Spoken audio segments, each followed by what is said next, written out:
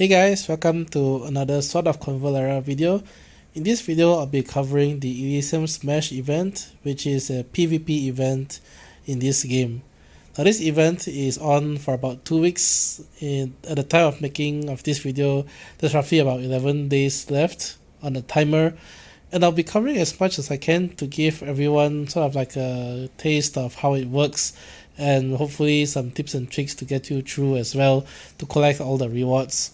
So first things first, there is a quest list here, and there's total of 24 quests, most of which you should be able to complete if you do 25 battles overall. Now there are easy ways to complete the whole event and get all the freebies inside, and I'll cover that later on in this video. But first things first, I thought I'll cover the team preset. So if you click on the team preset, you are required to put a team of 15 out of your roster together before you can take part in the matches here. Now the things to note, of course, is that firstly, your team of 15, you can't share gear and turrets, so they each need to have their own gear, and during the PvP battle, you will end up with a team of 5 out of your 15.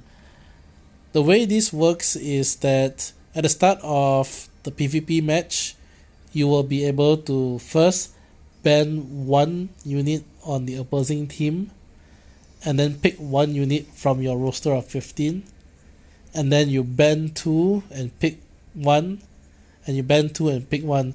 So by the time you pick 5 characters to bring with you into the battle, you will have 9 of your 15 characters banned, which typically means that you do more or less need to have 15 out of 15 fairly built characters to make the most use of, because obviously if you have anything less than 15, say if you have 11 or 12 built characters and you bring 3 level 1s, you are going to get 9 of your 11 or 12 characters banned, which means that you aren't really going to bring that many useful characters into battle. So for that reason, one of the things to note of for this event is you do need a fairly well developed roster, and one thing to consider is that this game has been out for about 2 months only, so not many people will actually have a team of 15 built. Definitely even more so if you started more recently versus day 1 players. Now some things to note of when you're putting together your roster of 15.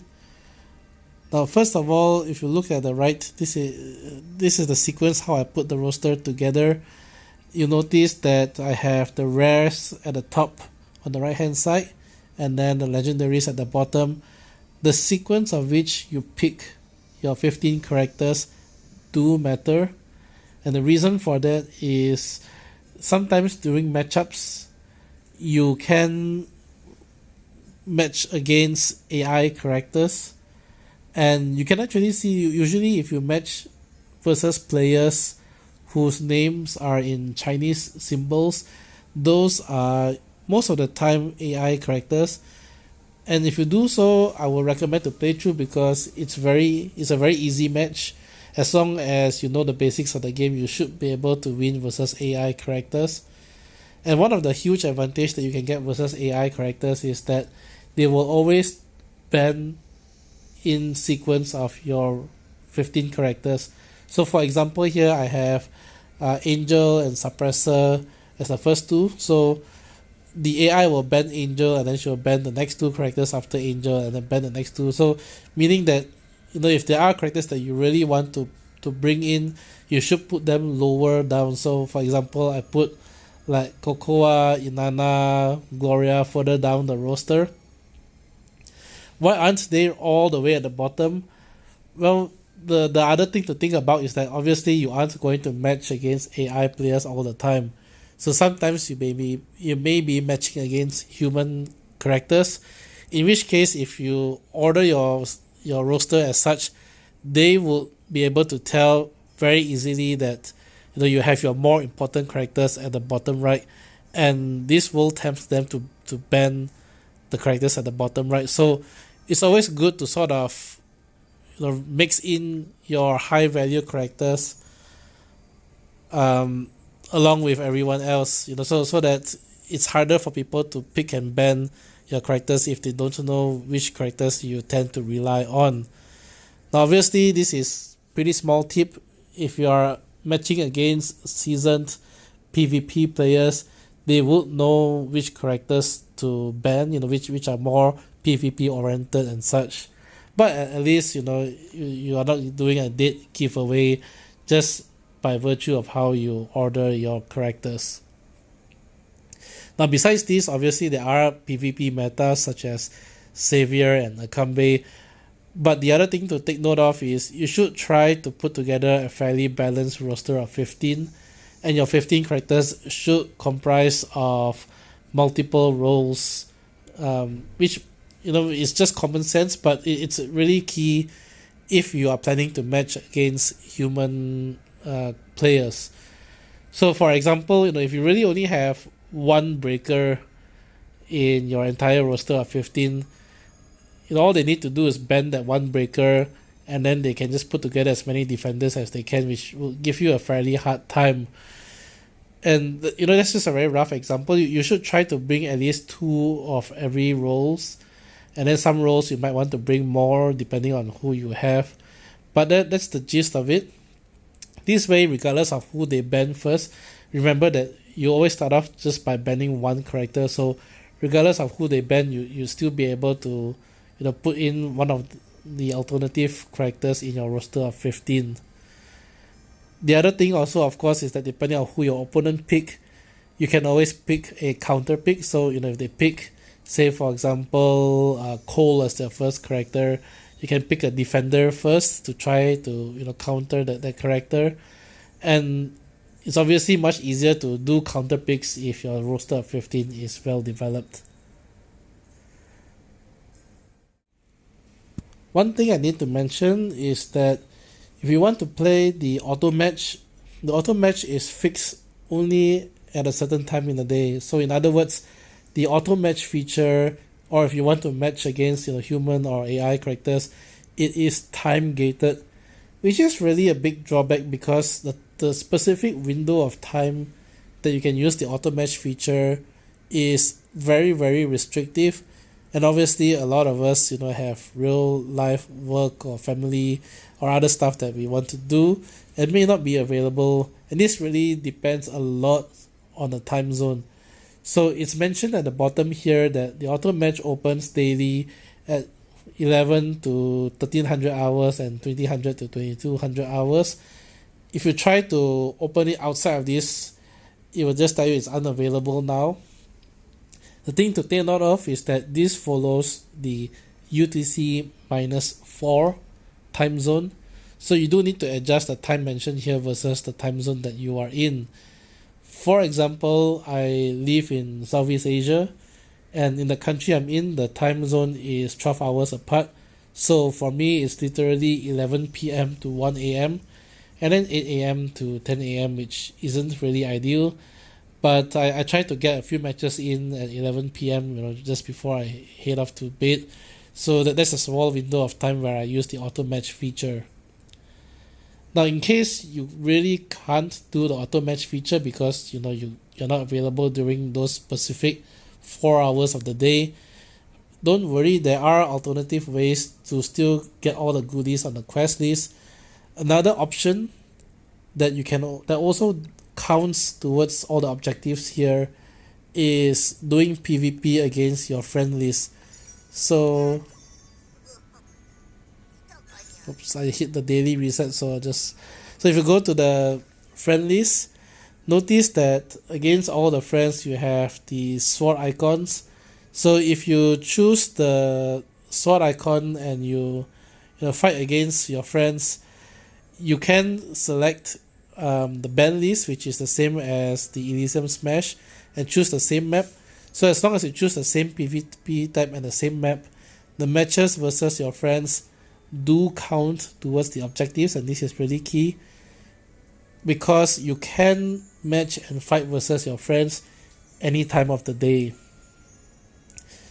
Which also means that one easy way to cheese this is to create a level 1 alternative account or alt account, and then just match versus your alt account, and it does count doing it that way. And if you do that, you can easily complete all the 24 objectives in like a day. The only thing to take note of is that some of the objectives do require you to lose units. So for example, here you need to have 15 characters defeated. So if you do want to cheese it and match against your alt account, you do need to sort of commit suicide in a couple of the matches. You can bring 5 to a match, so if you lose 5 on purpose, lose 3 matches on purpose, that should have these 3 this objective complete.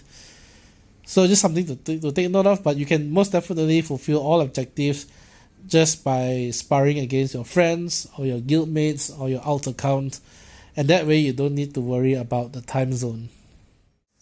So next up, I want to talk a little bit about the map in which this Elysium Smash event takes place. So this is a recording of one of the matches I had, and this was against a human player. So you play in sort of like a abandoned mine sort of map, and the first thing to take note of is that you might have seen this in, of course, the Fool's Journey and such, but there's the railway and you just see the minecart rushing by. So there are falling boulders, there is the railway here as well, where if you see it glowing red, you obviously don't want to stand on it because it does piercing damage and it takes about 75 to 80% of your health away, which definitely hurts. So positioning is very important, and if you make a mistake, you obviously cannot backtrack, and you cannot also use tactics in this battle, so pay very close attention to where you position your units. The other thing to take note of is that if you look at the top right where the enemy's Cole and my own Seeker is trying to get into position, is that there are sort of like a cliff or something with boulders, and I would recommend to move your Seeker unit towards the first boulder at the top because you can get into position to push the boulder down. And further down, there is actually an explosive barrel as well. Let me just cut into another battle to show you the explosive barrel. In my opinion, the first boulder and the explosive barrel can give you a sizable advantage, especially if the opponent makes mistakes in their positioning.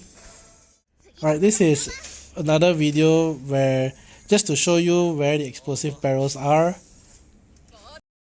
This is what I was referring to. This is the rolling barrel that creates a 5x5 fire tile, and you can get it from the top where the boulder was. There's one on both sides. These fire barrels, so-called, when you push, creates a, I think 4x4 or 5x5 tile of fire, which does quite a lot of dot damage on the enemy and sort of soften them up to allow you to kill them off in one shot. So it does play into battle very nicely. The other thing to take note of is that right in the center of the map, there's quite a lot of barrels and braziers available. So you do want to be very careful, obviously, because they can do very severe damage depending on how you're positioned. You can use them to your advantage, or alternatively, if your party composition is one where you prefer to have the flexibility of placement, what you can do as you're advancing, like I did, is to just clear the braziers and the exploding barrels as you make the way. There's one example where I kicked the rolling barrel. This is just against an AI match, so the AI is very poor in positioning, but you can see that I created a massive 5x5 fire tile with coal, and as the enemy AI walks their way through, they take a lot of dot damage. Now obviously you normally don't want to do this. I sort of crowded my party around the explosive barrel, but that's because I'm against an AI player and they never attack the explosive barrels. Against human players, obviously doing this would be suicide. All they need to do is shoot the barrel and everyone in your party is dead. But this is just something to think about. If you don't want to worry about things like this, just destroy the barrels as you go along. Now right in the middle, there is also a crate with a card, and that card allows you to act again. I wouldn't focus too much on rushing towards the card. What's more important is to have proper positioning as you advance towards the middle, because you do need to break the crate. The crate has 3 HP, which means that you need to attack the crate 3 times in order to reveal the card. And if you make a mistake, you might be gifting the card to your opponent, or if you're rushing through to the card, you might be having very poor positioning and allow you to lose a couple of units just to get a card, which definitely isn't worth the trade-off. That's pretty much it. The one thing to note is, as you can see, at the bottom of the map, you'll see some tiles starting to get fire. The PvP event is sort of time gated. As the round progresses, more and more tiles starting from the bottom will catch fire. And you can see here another round has passed and now there's even more tiles on fire. Do not underestimate these fire tiles. Walking on them is essentially committing suicide, because the dot damage is absolutely massive. Sorry, one thing that you can do is you can actually use Flame Sorceress, because she has the passive that allows her to not take any damage on burning tiles. So if you do that, one strategy which is pretty cheesy is just move your Flame Sorceress pretty deep into the fire and have everyone else protect her until the fire tiles have advanced pretty far. That way the opposing team can't get to your Flame Sorceress without killing themselves, and you're more or less assured victory. I wouldn't recommend that tactic though, it's just something that I saw online. But if you do that, it takes a lot of rounds, because the fire only starts I think round 3 or round 4. Like the match here, I'm at round 4 and there's like a couple of tiles of fire. By round 7 or 8, it starts getting pretty deep. So if you want to do that strategy, the match is going to be pretty long, because you need to wait out a couple of rounds. And you do need to sort of sacrifice everyone else in your party to protect your Flame Sorceress. I would rather just have normal matches and try to win versus the enemies that way. Now a little bit about so far my strategy that I took here. I don't have that many legendary units. I've been sort of saving up my Luxites. But what I do is sort of like a defensive moving tank sort of strategy. So I usually have at least 1 defender, but usually 2. And in my roster I have 3 defenders, so that even if they ban 1 or 2, I can still bring 1 or 2 defenders with me. So the idea is that all my defenders have cover assist, and in my opinion cover assist is really strong in this feature. Many players always forget about the existence of cover assist, and they try to rush their breakers or seekers or watchers forward to try to kill off the rest of my party, only to have my defenders jump in. Cocoa and Maita in my roster is fairly defensive. They can take a lot of punishment, and obviously they have AoE heals to boot as well. So what I do is just move everyone forward together, and I try to bring alert units such as Fakel and Momo, and their alert really hurts. I set up full alert setup for them with the Hunter's Intuition, Trinket, the Tower, Tarot card, the Irian Bow for Fakel for example, and he does a lot of damage. And not many people can actually withstand. The drawback though is that the one drawback is, I guess, Momo is a destroyer, so if the enemy roster is heavy on watchers, they don't take a lot of damage from Momo, so something to take note of. But I find that with defenders you can fairly make your way forward, and both Maita and Cocoa here also has the basic attack that inflicts defense down, so it softens up the enemy party. Unfortunately, I lost this match actually, I think. Oh no, I actually did win this match if I'm not mistaken. But let's see, I did make some mistakes overall. But with Maita and Cocoa, they are very, very tanky. You can see the fire is heading up pretty far, and in the end I just decide to just slowly move upwards. and I just out-tanked the opponent and managed to achieve victory that way. So I guess, long story short, don't underestimate defenders here in PvP.